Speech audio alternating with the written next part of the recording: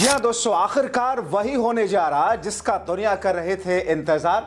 Iran ने America को दे दी चेतावनी। स्वागत है आप सभी का। आप देख रहे हैं द राजनीति का विशेष सेगमेंट खबर और विश्लेषण। मैं हूं जबार खान। दोस्तों, मौजूदा वक्त में वेनेजुएला पर अटैक के बाद में डोनाल्ड ट्रंप की निगाहें ईरान को लेकर जिस तरीके से तिरछी हुई, जिस अंदाज में ईरान में विरोध प्रदर्शन का दौर चला, और इस बीच में ऐसी खबरें आई कि कभी भी डोनाल्ड ट्रंप अब ईरान के ऊपर अटैक कर सकते हैं। डोनाल्ड ट्रंप के करीबियों ने तो यहां तक कह दिया कि अगर ईरान के खामनेई ने बातें नहीं मानी तो उनको ट्रंप मरवा भी सकते हैं। मगर दोस्तों, अब सीधी भिड़ंत के लिए ईरान अमेरिका से तैयार हो चुका है। इसने सरकार विरोधी प्रदर्शन के बीच स्टारलिंक से दी जा रही सेवाओं को जाम कर दिया। ईरान ने अपने देश में स्टारलिंक को बैन कर दिया एक तरीके से। तो क्या यह सब ईरान की बस एक बात है? क्योंकि महंगा मिलिट्री ग्रेड जैमिंग उपकरण के बिना स्टारलिंक को जाम कराना संभव नहीं है। क्या इसके पीछे किसी बड़ी ताकत का हाथ है? आखिर कौन से वो देश हैं जो ईरान को पर्दे के पीछे से सपोर्ट कर रहे हैं?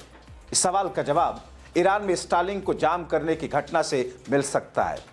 दोस्तों, बीते कुछ दिनों से चल रहे बड़े विरोध प्रदर्शनों के बीच ईरान की सरकार ने पूरे देश में इंटरनेट को बंद कर दिया, और इसी को देखते हुए एलन मस्क की स्टारलिंक सैटेलाइट सेवा का इस्तेमाल ईरान में किया जा रहा था। लेकिन ईरान ने 12 जनवरी से स्टारलिंक सेवा को भी बैन कर दिया। इससे ईरान के 8 करोड़ से ज्यादा लोग दुनिया से कट गए।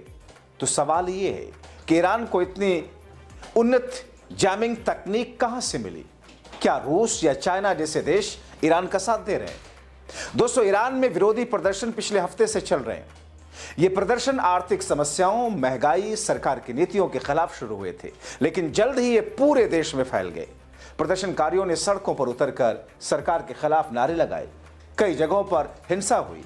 रिपोर्ट में कहा गया कि अब तक करीब 500 लोग मारे गए। ईरान की सरकार ने इन प्रदर्शनों को दबाने के लिए 8 जनवरी को पूरे देश में इंटरनेट और फोन सेवाओं को बंद कर दिया। यह ब्लैकआउट इतना सख्त रहा कि लोग बाहर की दुनिया से संपर्क नहीं कर पा रहे। कहा यह जा रहा कि ईरान का अब तक का सबसे बड़ा इंटरनेट शटडाउन है। पहले 2019, उसके बाद 2022 में ऐसा हो चुका था, लेकिन इस बार यह ज्यादा सख्त और लंबा चल सकता है।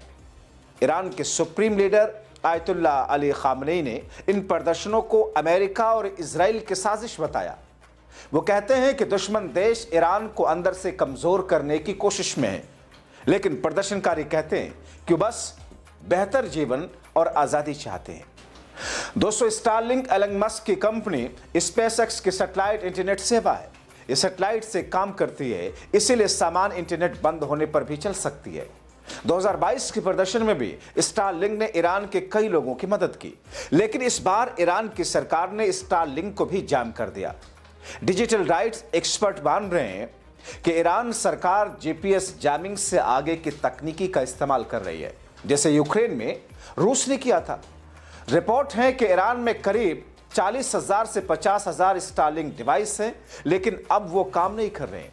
कहा यह जा रहा है कि यह जैमिंग मिलिट्री ग्रेड की है, जो बहुत महंगी और उन्नत है। ईरान ने स्टारलिंक को बैन कर दिया। नया कानून यह कहता है कि इसका इस्तेमाल करने पर 6 महीने से 2 साल की सजा होगी। अगर जासूसी से जोड़ा गया तो मौत की सजा भी होगी, लेकिन फिर भी लोग इस्तेमाल कर रहे हैं। जानकार ये मानते हैं कि ईरान ने मिलिट्री ग्रेड जैमर्स का इस्तेमाल किया। स्टारलिंक लो अर्थ ऑर्बिट सैटेलाइट से काम करती है, जो कि पृथ्वी के करीब घूमती है। यूजर टर्मिनल्स जीपीएस से सैटेलाइट को लोकेट करते हैं। जैमर्स मजबूत रेडियो सिग्नल भेजकर असली सिग्नल को दबा देते हैं, जिससे कनेक्शन टूट जाता है। यह तकनीक बहुत बेहद उन्नत और महंगी है। रूस ने यूक्रेन में स्टारलिंक को जैम करने की कोशिश की थी। चीन ने भी ड्रोन स्वाम से स्टारलिंक जैमिंग के टेस्ट किए। सवाल उठ रहे हैं कि ईरान के स्टारलिंक जैम करने की इतनी उन्नत तकनीक आखिर आई तो कहां से आई? दोस्तों, विशेषज्ञों की माने तो यह तकनीक ईरान ने खुद नहीं बनाई। इस बात के इम्कान ज्यादा है कि रूस या चाइना उनकी मदद कर रहे हों। रूस ने यूक्रेन की, जैसा कि मैंने आपको बताया, यूक्रेन युद्ध में स्टारलिंक को जाम करने की कोशिश की थी, इसीलिए उसके पास ऐसी तकनीक है। चीन भी ईरान का करीबी दोस्त है और तकनीकी मदद दे सकता है।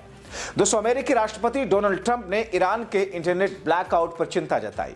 उन्होंने कहा कि एलन मस्क से बात करेंगे ताकि ईरान के लोगों को स्टारलिंक की फ्री पहुंच मिल सके। ट्रंप ने कहा कि हम एलन मस्क से बात करेंगे क्योंकि वो इस काम के माहिर हैं।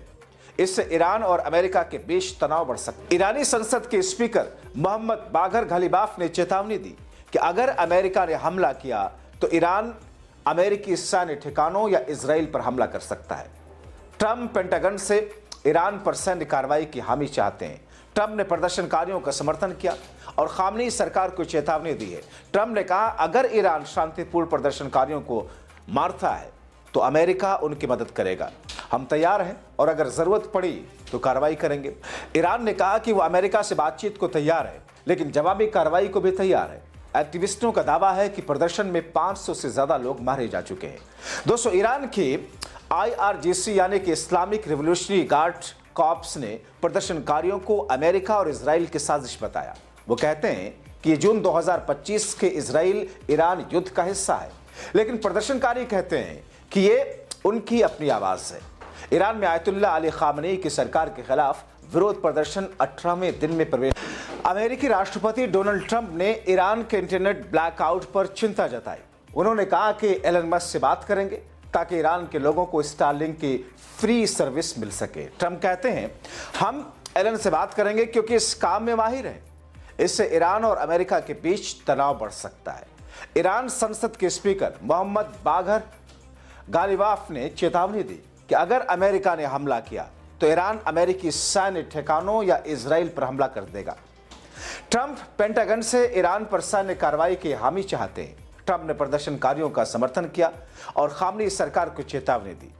ट्रंप ने कहा, अगर ईरान शांतिपूर्ण प्रदर्शनकारियों को मारता है तो अमेरिका उनकी मदद करेगा।